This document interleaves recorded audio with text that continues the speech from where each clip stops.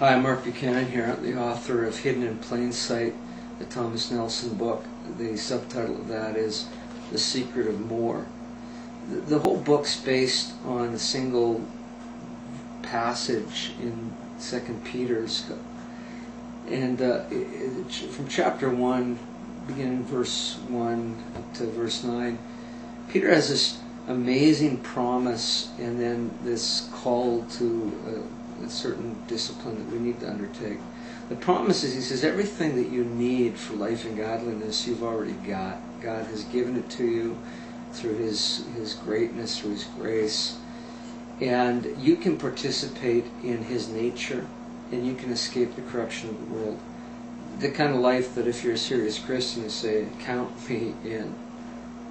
But then he goes on to say, for this very reason, make every effort to add to your faith. And he goes on to name 7 things. It starts with goodness and knowledge and self-control and on through to love. And later in these sessions we'll look at those 7 things. But I'm curious by the phrase, add to your faith. Now, most Christians know that we add nothing to our faith. We simply come to Jesus. We surrender ourselves. We confess our sin. He forgives us. Oh, we just go in faith. And we don't have to bring anything to that.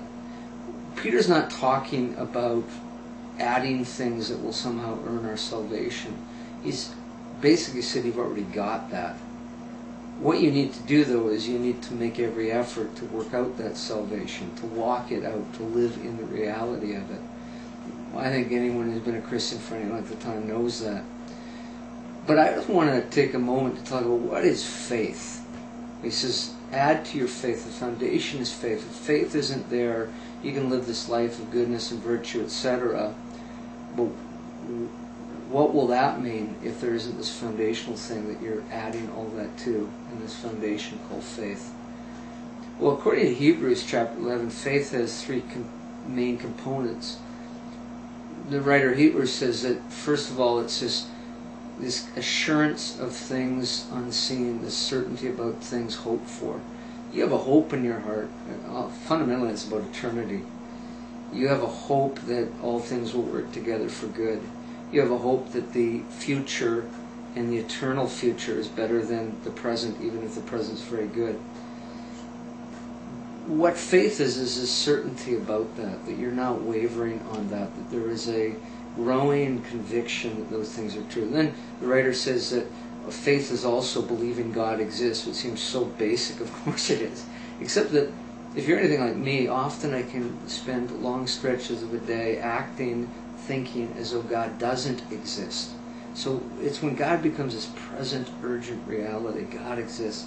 Third thing he says is that faith is believing God rewards those who earnestly seek Him. I've had moments where I've uncovered the real hidden depths of my faith and realized I sometimes think if I totally surrender to God, He's going to ruin my life. What Hebrews says is, no, that's not true. He rewards those who earnestly seek Him. Well, that's a faith that we're going to build 7 virtues on in the sessions that follow.